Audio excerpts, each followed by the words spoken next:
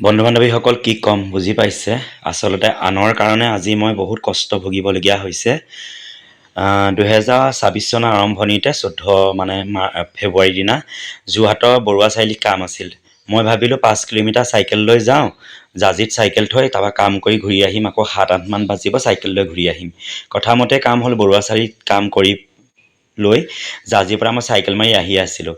আমগুৰি জালুকগাঁও পাৰ হৈয়ে ভূঞাহাট সেই পঞ্চায়তৰ ওচৰতে মোক চাইকেল মাৰি আহোঁতে নিজৰ ছাইডত আহোঁতেও পাছফালৰ পৰা বাইক এখনে খুন্দা মাৰি দিলে। মই ল'ৰাটোৰ নাম উল্লেখ নকৰোঁ, যেতিয়া কৰিবলগীয়া হ'ব তেতিয়া কৰিম। প্ৰকৃততে এইটো কথা হ'ল, আচলতে নিৰ্দোষী যদি মোক আগতে বহুতে কয় তই ভালকৈ চাইকেল চলালেও কিন্তু বেলেগে তোক খুন্দিয়াব চাবি, সেইকাৰণে বেছি কথা নকবি, বেছি হেৰি নকৰিবি আৰু কেতিয়াবা তেনেকুৱা হ'বও পাৰে। আৰু সঁচা কথা হৈ গ'ল। দেখিছে নহয়, আজি আপোনাৰ শনি দেও সোম মঙল, আজি বুধবাৰলৈকে মই বিচনাতে আছোঁ আৰু ইমান কষ্ট হৈছে। ৰাতি এতিয়া দেখিছে নহয়, বিষ ইমানেই অত্যাধিক বিষ হৈছে আৰু বেণ্ডেজ খোলা হ'ল আজি। তাৰ পাছতে মই এক্সৰে কৰিলোঁ। এক্সৰে কি হৈ গৈছে, এডাল সৰু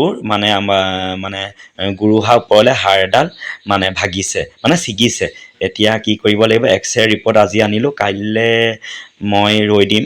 মই বৃহস্পতিবাৰে মই যোৰহাটলৈ ৰাতিপুৱাই যাম। যি হয় আৰু এইকেইদিন যদি ৰওঁতে যদি মোৰ বেছিও হয়, উপায় নাই। মই এটাই অনুৰোধ আপোনালোকক জনাওঁ, আচলতে যদি আপুনি সঠিক আৰু সৎ পথত থাকে, কিন্তু আপোনাক বাহিৰৰ পৰাও যেন ক্ৰিয়া কৰে বা আপোনাক একশ্যন কৰিব, আপোনাক এট্ৰেক্ট কৰে, এইটো সঁচা কথা।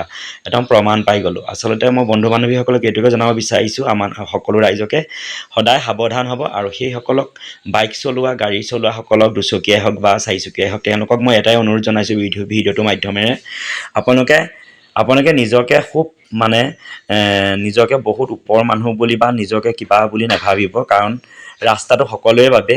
কেতিয়াবা চাইকেলেই হওক, দুচকীয়া বাহনেই হওক আহিবলৈ দিব। আৰু কেতিয়াবা চাৰিচকীয়া বাহনো বহুত স্পীড চলায়, খৰকৈ চলায়, খুব দ্ৰুত গতিত চলায়, নিৰ্দোষী মানুহক আচলতে শেষ কৰি দিয়ে। দেখিছে নহয়, কিলাকুটিটো মোৰ এনেকুৱা হৈছিলে, এতিয়া বহুত বিষাই আছে, আপোনালোকক ক'বলৈ ভাষা নাই। আৰু ভিডিঅ'টো এইটো কাৰণে দিছোঁ, এইকেইদিন মোৰ আইতা ভিডিঅ' ধুনীয়া চলিছিল, ভেচেলি আইতা, কিন্তু এতিয়া মই ভিডিঅ'ও বনাব নোৱাৰা হ'লোঁ। বৰ সমস্যাত পৰিলোঁ। আৰু ঘৰখনৰ যেতিয়া উপাৰ্জনৰ এজন মানুহ থাকে, তেতিয়া মানুহজনৰ এনেকুৱা ভুক্তভোগী হয়, তেতিয়া কিন্তু বহুত কষ্ট হয়। আৰু আজি মই সেই কথাটো বুজি পাইছোঁ, আগতো বুজি পাইছোঁ। আপোনালোকক মই এইটোৱে অনুৰোধ জনাইছোঁ, ভৱিষ্যতলৈ আপোনালোকে গাড়ী চাইকেল যিয়ে চলাওক, ভালকৈ সাৱধানে চলাওক। কাৰণ নিৰ্দোষী প্ৰাণী এজনক, নিৰ্দোষী জীৱ এটাক, নিৰ্দোষী মানুহ এজনক আপোনালোকে কেতিয়াও কষ্ট নিদিব। বহুত খবৰ ল'বলৈ আহিল, বিশেষকৈ লাইভৰ চিনাকিয়া মায়ে পুৰি কেইটামান বনাইছে। যোৰহাটৰ পৰা আহিল এওঁলোক দুটা, প্ৰিয়ানুজ, আগতে আপোনালোকে লগ পাইছে, আৰু পাৰ্থ। তিলপিঠা কেইটামান আছিল, তেওঁলোকে মাক চাহ দিলে। তাৰপিছত পুৰি বনাব ক'লোঁ, চব্জিও আছিলে, পাচলি পনীৰ চব্জি আছিল।